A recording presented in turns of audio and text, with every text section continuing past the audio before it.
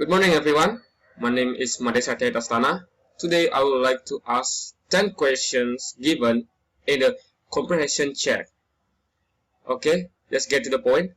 For the first question is, what is online learning? In my opinion, online learning is a learning utilizing an electronic technologies, and also it involves the internet connection to enhance the learning process and also make it efficient. What I mean by efficient here is that the students doesn't need to attend the class, teacher easily distribute the tasks and collect the students' work. Next is I have to explain what is synchronous and asynchronous. First is I want you to look at the slide. I've already made a slide about asynchronous and synchronous. Let's talk about asynchronous first. Asynchronous is a learning involves coursework delivered by web, email, and message board that are posted in online forum. And then there's synchronous. Synchronous learning involves online studies that are conducted with the aid of chat room, instant messaging, video conferencing, virtual classroom. For the example of synchronous, we can see it in the Undiksa e-learning.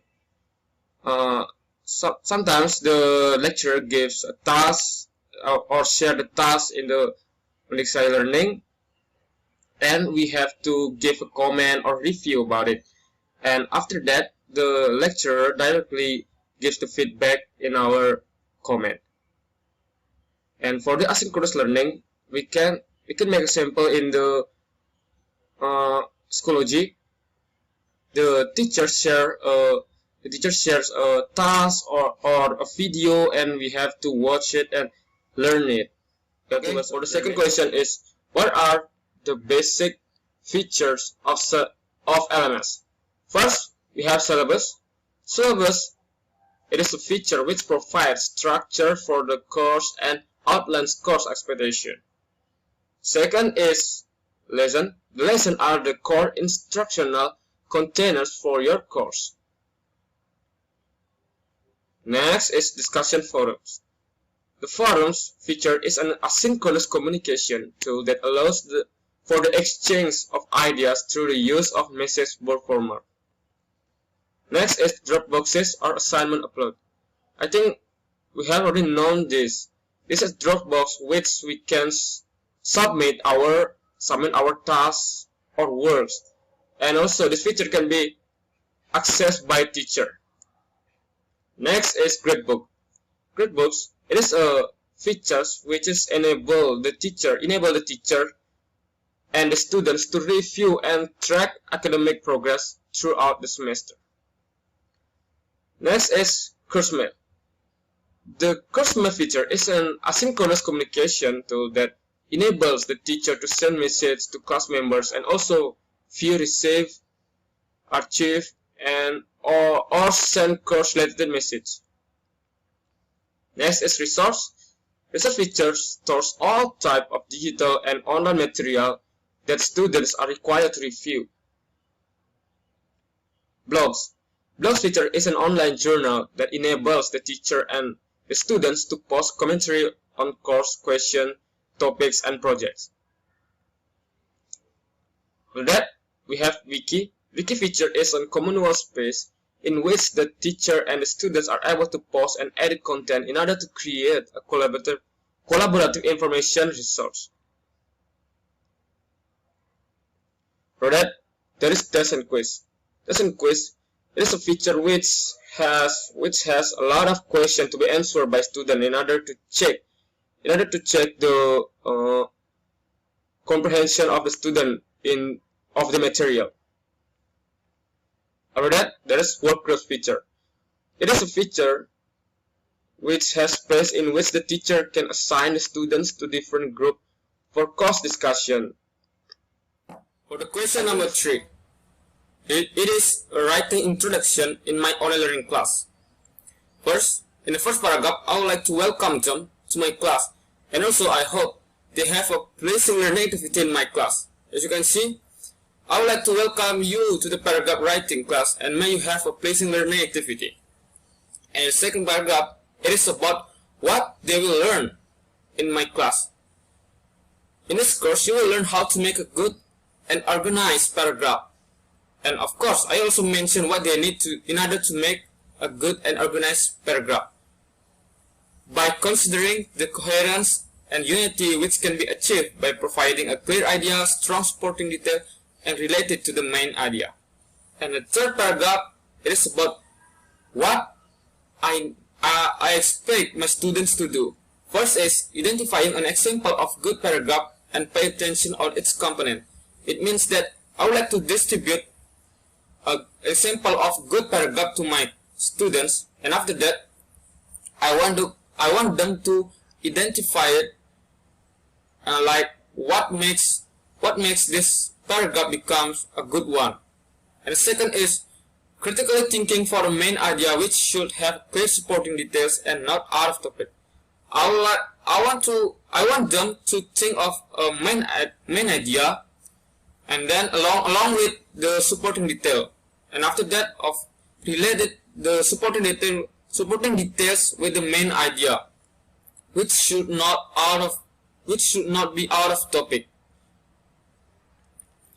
And then third is practice intensively in every meeting and revise the paragraph once you get feedback. This is the most important, because in every meeting I want them to make one paragraph about a related topic, and then submit it to me, and I will give a feedback to their paragraphs. After I give a feedback to their paragraph, I want them to revise it and submit it again. And last is, of course, I would like to say good luck and best wishes to my students. I think that's all. Okay, for the fourth question is, why must the only material be attractive and what elements are needed? Well, in my opinion, if it is not attractive, the student must be bored, and then they lost their concentration and end up they don't get the meaning of our explanation. So in order to make it attractive, there are three elements are needed in my opinion. First is, you can see, add media. Well, add audio clips, video, PPTs, and PDFs to your online course to improve engagement, and 3D graphical displays of information that move dynamically are invaluable when it comes to presenting complex topics. And the second is use attractive instructional design. The software we use should be clean and not cluttered with too many facts or questions. You know that most LMS use the Google material design, which is intuitive and easy to navigate. And then the last is choose the right answer. I think this is the most important, but it doesn't mean that the rest is not. What does it mean is choose the right answer, choose the right software. Good e-learning software will help you launch live classes, create self-paced and scheduled course, and use an online content library to store all your digital session. Of course, it will make the student comfortable to study. Okay, for the fifth question, please explain types of online learning activities and provide a relevant technological tool for the types. Here, there are three types of online classroom.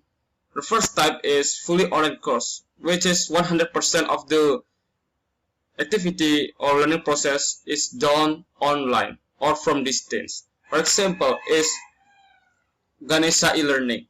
Our teachers sometimes replace our meeting by doing discussion through on Ganesha e-learning, and then there we do discussion, we give comment or review about the task. After that, the lecturer directly gives feedback about our comment or review. Next is Flip learning. Flip learning is a learning which is a online learning which the online learning process is done online, but the homework or the activity is done in the classroom. For example, psychology. Sometimes the teacher gives animated slideshow or video in the psychology, and we have to analyze it or watch it. After that, on the next day, the teachers gives a question or to do activity related to the video or slideshow, animated slideshow from the psychology. And then next is blended or hybrid learning.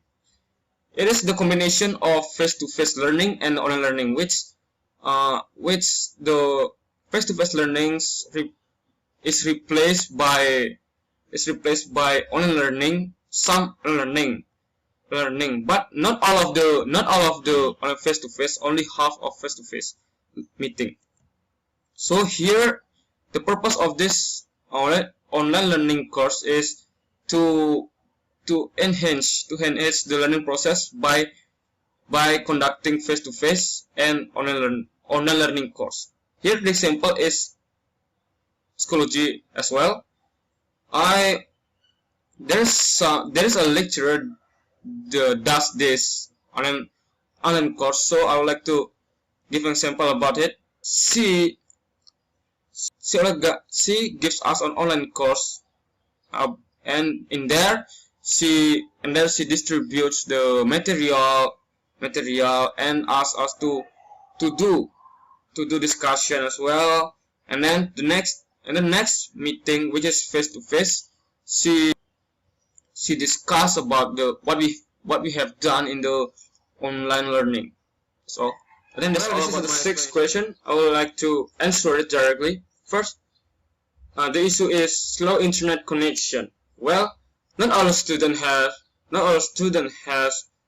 a high bandwidth or strong internet connection, because you know that in order to access a discussion forum, we have to have a strong internet connection, so we can catch up with our virtual meet. And then the solution I suggest is that students should know exactly what kind of technological support they will need for a certain course before enrolling in it, as well as properly equipping themselves for the course successful completion. And then next is computer literacy. Well, this is the major problem faced by students. The student doesn't have enough knowledge to operate the technology. That's why sometimes they stuck on the accessing the discussion forum, and they don't know how to fix it. Well, this is a problem, I think.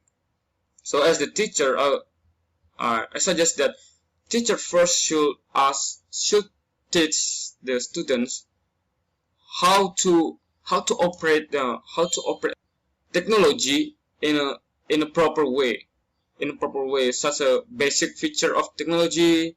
Okay, my second question is I have to mention the learning resources to engage the online learning process. Well, for me, number one is video or audio recording. It shows us how to do something or the material in detail. For example, we have to operate a computer, and when the teacher gives us the audio or video, of course it will be easier to us to understand how to operate it. The next is picture. It is as important as video or audio recording, because it also gives us a detailed and real example.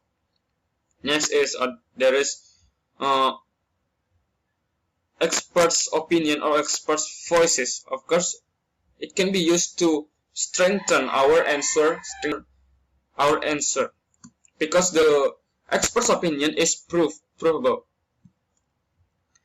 And the last is free web-based tools and resources. Here we can do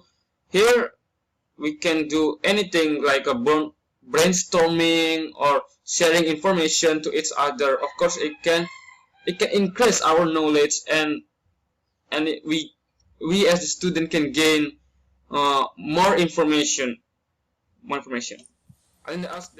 Question number 8. Kindly give an example of effective assessment. In my opinion, this is my version of effective assessment.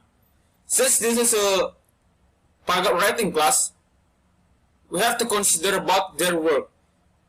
The work of my student will be in form of paragraph writing, and then after they have done with their work, I want them to submit their work to the submission session. I forgot to tell you that the LMS I use in this case is Schoology. And after that, I collect all of their work and save them in my PC. After that, I started to assess all of their work. And this assessment will be based on this with the rubric. I have made a rubric here. It is the rubric. The category I want to assess is R, idea, grammar, punctuation, and vocabulary. Here there are 5 scores and also the descriptor. You can take a look to the slide.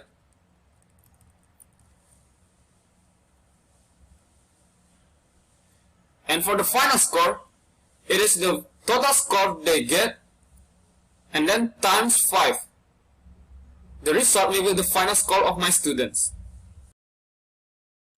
Okay, for the question number 9, I think I have 3 basic elements when building an online course.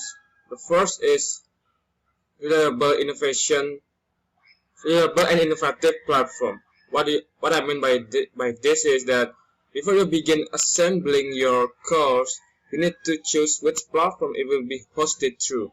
Since some services offer a variety of features and others are more minimalistic, this will help to inform what material you can include in your program. And then the second is there is present only the most relevant material. In order to keep students engaged and motivated, all of the information in the course must be extremely relevant and presented in digestible ways. And last is quiz and assessment. Well, by including quiz, tests, and assessment, I think we are giving students the opportunity to demonstrate themselves, and they have acquired useful knowledge that will serve them moving forward. Actually, you can put quiz or assessment in the last session. Okay, question number 8. It is the lesson for one meeting. Imagine that as a teacher, I can't attend today's meeting, so I want them to make a paragraph which the topic is the use of mobile phones as learning media. And after that, I want them to do a peer assessment right after they have done with their work, and then submit it to the submission section. And also tell them to put the corrector's name on the bottom of your work. And I also remind to them again what they need in order to make a good paragraph. First is the clear main idea, the relatable supporting detail, and the proper conclusion. And the last is I state a deadline to them. It is 10 AM. And don't forget to say good luck and have a nice day as a motivation for them. I think that's all about the lesson for one meeting. That's all about the explanation of e-learning. I hope the information I give to you can be useful, and I'm so sorry for the mistake I made when I was presenting my material. See you and have a nice day.